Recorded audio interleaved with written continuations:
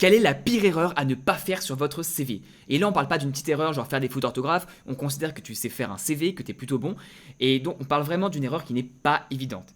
Cette erreur qui est faite par plus de 50% des gens, il faut surtout pas la faire, elle n'est pas évidente. On va la voir ensemble. On va voir 5 CV qui vont d'étudiants à un directeur des ventes en passant par des ingénieurs et des commerciaux. Il y aura des CV de français, d'australiens et d'américains, des CV en français et en anglais. Et ils font tous la même erreur qui n'est pas évidente. Le but ici, c'est que tu aies un meilleur CV. Donc, on va voir quelle est cette erreur. On va essayer de la repérer ensemble. Je vais t'expliquer ce qu'il ne faut pas faire et pourquoi elle est mauvaise. Et comment tu peux faire toi pour dans ton CV l'améliorer, l'enlever. Et donc avoir plus de chances d'avoir un job, le job que tu veux derrière. 5 CV, on commence par un CV d'étudiant, ingénieur français. Un CV classique, on va pas aller dans le détail. Pour ceux qui sont ingénieurs qui veulent une vidéo sur la même thématique, mais spécialisés ingénieurs, je vous mettrai un lien en description. J'en ai déjà fait une avec 6 CV d'ingénieurs qui est vraiment pour vous. Là, on parle de tous les profils différents. Étudiant ingénieur, très bien. Ensuite, on a un CV d'une account manager. Donc là, on est sur un CV en anglais en Australie. Ensuite, on a un CV ici d'un géologiste australien. Plutôt épuré, il y a plusieurs pages que je ne vous montre pas derrière parce que les CV australiens font plusieurs pages. Mais la page principale, c'est celle-là. Tout ce qui est en noir avec les petits ronds, c'est moi qui l'ai anonymisé puisque ce sont le nom des personnes et que le but, c'est pas de pouvoir les retrouver. On s'intéresse au CV, à l'erreur et pas aux gens. Là, un CV d'une vendeuse dans le domaine des spiritueux, elle est américaine. Un CV en anglais. Et enfin, un dernier CV en anglais, là, d'un directeur des ventes. Alors, quelle est la chose en commun sur tous ces CV? Quelle est la chose qui manque en fait? Parce que ce qui est intéressant là-dedans, c'est qu'ils ont tous quelque chose. Je vais vous le remontrer rapidement. Essayez de trouver avec moi. Étudiant, account manager, là un géologiste, ici une vendeuse, et ici un directeur des ventes. Ce qu'ils ont tous en commun, c'est qu'ils vont montrer ce que la personne a fait avant. Mais on ne va pas savoir ce que la personne veut faire derrière. Qu'est-ce que je veux dire par là en concret? Ce qui manque, c'est une direction claire. C'est un titre avec ce que la personne cherche à faire.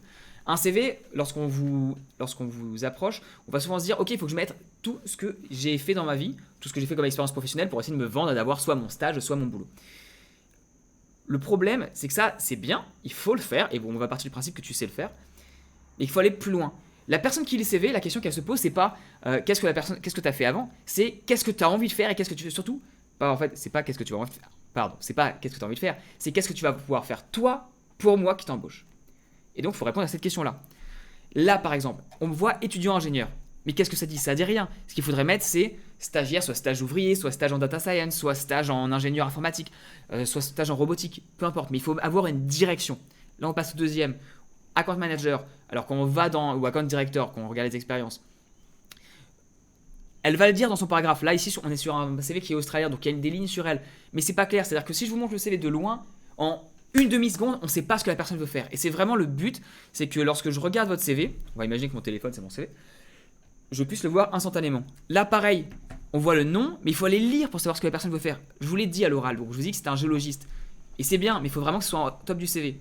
Là, pareil, on a 16 représentatives. Alors, ce qui est marrant avec ce CV-là, c'est que cette personne a mis ce titre-là dans le nom de son CV dans le fichier. Donc ça, c'est super, c'est une super idée. Maintenant, il faut le mettre aussi en haut de son CV pour que lorsqu'on l'ait, on sait déjà ce que tu veux faire.